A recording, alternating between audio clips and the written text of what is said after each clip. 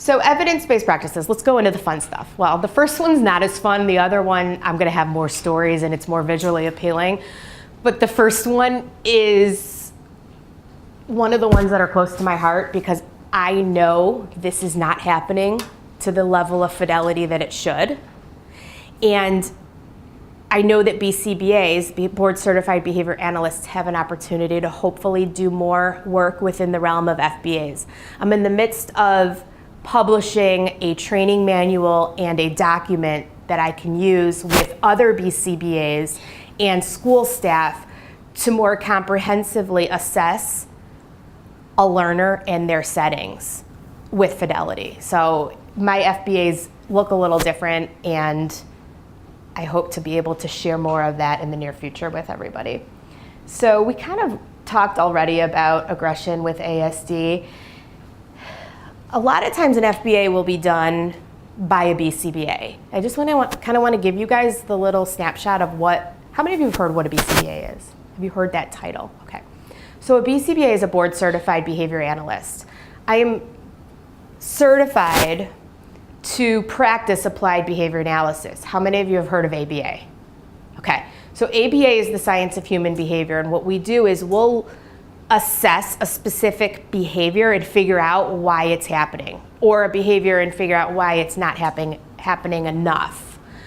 For instance, like independence, right? If we're out in the job world, I've done FBAs to figure out why somebody needed a job coach for every step of the way on how to complete tasks. So we developed a plan to increase the level of independence.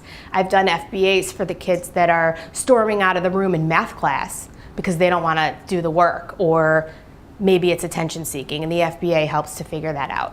So a BCBA is licensed by the BACB. It's so many acronyms. And so this is our governing board.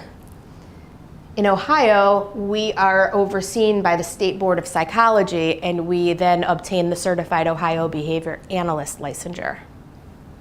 certification. It essentially works as a license, but it's a certification in Ohio.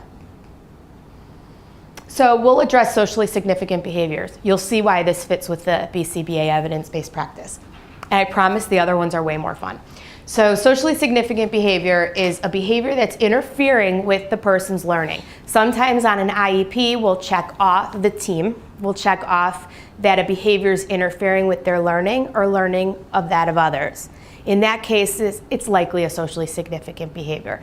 So again, I'm not just talking about aggression where they're physically throwing things across the room or hurting people or SIB or having tantrums. I'm also talking about those annoying bump in the road behaviors that are still interfering with their learning or their ability to socialize. And I've had families when we meet with them in the home where mom cannot go to Target on a weekend or go to any grocery store and get food for the family. That's inhibiting their day-to-day life. Because now mom needs to plan for dad to come home, and if dad works third shift, it's really hard, or if family is out of town, they don't have support, and now mom's stuck at home, and now the kids are stuck at home, and now they're bored, and like we've all loved like one snow day, but put 3 together and we're going gaga, and then we've got the behaviors, right?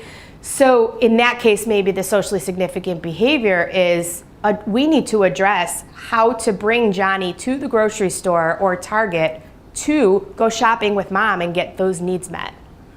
It might be health and hygiene. Maybe they don't like the way I'm just trying to think of like different things that I've seen. We've seen so many different things in these years. Maybe they don't like to brush their teeth and now they're getting cavities. Well, that's a very significant behavior because now it's leading to a health issue. So we need to address that. So these are some of the domains that we might assess that socially significant behavior can fall into. So what is an FBA? It's an assessment. It is an assessment that helps guide us to figure out why that interfering behavior is happening. I look at it differently in a comprehensive manner. I can't say what the name is now, but we just came up with it and it's in publication. But maybe my next talk will be the new way to do the FBAs. So What we do is it's a very systematic way of figuring out why that interfering behavior is happening.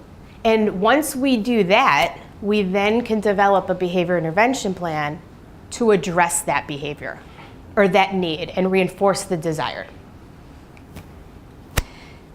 So when we talk about behaviors, we could talk about topography or we could talk about function. Like let's use the tantruming as an example, right? I'm gonna have a tantrum and I'm gonna spit and I'm gonna stamp my feet and scream and embarrass mom in the middle of Target, right? And this is why mommy can't go to Target. Well, through the FBA process, we're gonna figure out why those tantrums are happening. We can describe a tantrum lots of different ways. I'm not gonna go into crazy details with this. I just wanna give you guys a glimpse because it's gonna be applicable to the next couple evidence-based practices too. So we can describe that tantrum in form. Stomping feet. It looks like them hitting. It looks like them banging on the table, coming up and screaming at you. That's the topography. It's what we see, it's the shape of the behavior, it's what it looks like, what we hear. Then we could talk about it in its function, and that's the why. Sorry, I don't mean to touch the screen. It's moving around. The function's the why, and that's what we learn through the FBA process. And that's where we figure out, is it an attention? Oh, here, actually. This one here, the 4 functions. There are other terms that we'll use, but essentially there's 4 main reasons why behaviors happen. This is desirable behaviors and interfering behaviors. It could meet a sensory need, which is an automatic reinforcer. Like, I'm drinking coffee right now to stay awake, and well, I guess it's kind of socially mediated because it's being awake for you don't want somebody sleeping, but it feels good and I'm doing this and I'm kind of like reinforcing myself by drinking the coffee. That would be a sensory need. Another, not always, but I'm going to overgeneralize right now.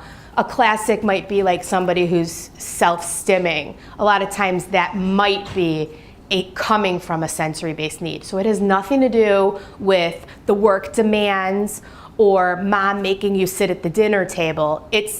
This just feels good and I'm gonna do this even if I'm sitting by myself. The research shows that that's sensory, also known as automatic reinforcement. Escape and attention and tangible are all socially mediated. So it's all related to other people in the environment giving them something or taking something away. So those are the 4 functions in a gist. I could talk for an hour and a half about functions. We're not going to do that.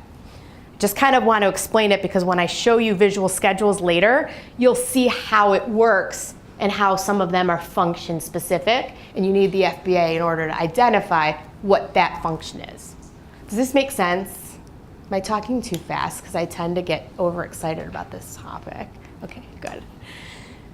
So I kind of already talked about this. We know the FBA is the assessment that tells us what we need to do for the plan and why that behavior happens. And it's an evidence-based practice. The research shows that if an individual is engaging in an interfering behavior, the FBA is the best way to figure out why. But it's not mandated. On IDEA, the Individuals with Disabilities Education Act, for somebody who's a school ager 5 through 22, it's not mandated to always have an FBA done if we check off that little section on the special factors page.